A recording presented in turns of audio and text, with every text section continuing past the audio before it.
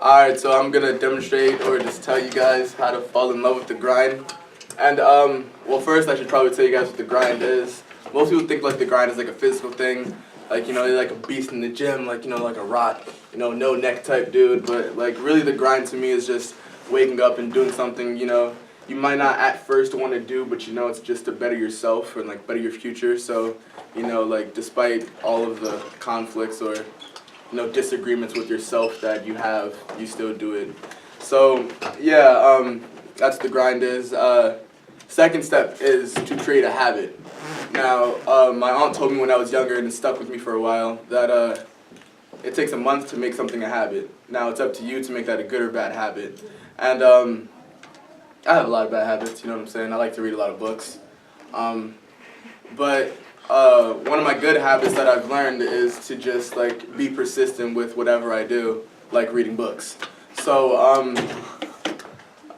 yeah, one of the things I've learned is that, especially like when I started lifting around like freshman year, I wanted to say, just because like I was a really scrawny kid and like I was like, yo, might as well get into lifting. Like, what's the worst that can happen? I was like a Black Gallagher. So that's what that was. And then yeah, I started lifting. And I quit by like the first couple of days. Like I was like, yo, this lifting stuff is not for me.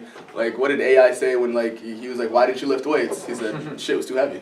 And that's really what it was. Like I just didn't like lifting weights. I hated looking weak in front of others because who wants to look weak? So I was done with that, and then my aunt literally a couple days later asked me like, how's lifting going? And of course I lied straight to her face. I'm like, dog, it's going great. I'm lifting 220, all that. Couldn't even lift up a bar.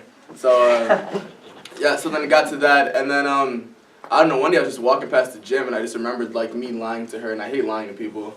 So then I was like, yeah, okay, let me give it another chance, and like I ended up quitting the end of that day. So nah, but really I don't remember when it clicked for me, but like I just remember like me waking up every day just like, all right, let's get this over with.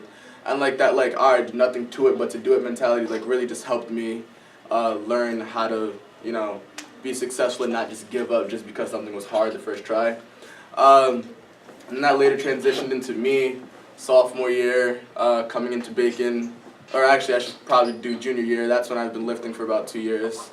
And I do most of like the mechanics and everything like that. But I started football, and football was different for me. Football was a different type of stamina for me. It wasn't more of like a endurance type thing, it was more like muscle endurance, and I wasn't really catered to that because I was always a basketball player. So getting into that, I remember my first week of practice, I threw up on a freshman's cleats. Like I didn't clean it up either. Obviously, because he's a freshman. If he was a senior, I would have cleaned it up for sure. But so yeah, so just getting that, just getting smacked up every day. I started in JV. That's what most people don't know. Like I didn't start playing varsity until I think like week 6 into my junior year, and then week 5 into my junior year, and I started varsity like week 7 of my junior year, and then that transitioned into me, being D1. But really, what I'm trying to tell you guys is that just because something gets hard and you find a speed bump in your life doesn't mean to give up. It actually means to go full throttle and go harder every day, every second. Just never give up. Thank you.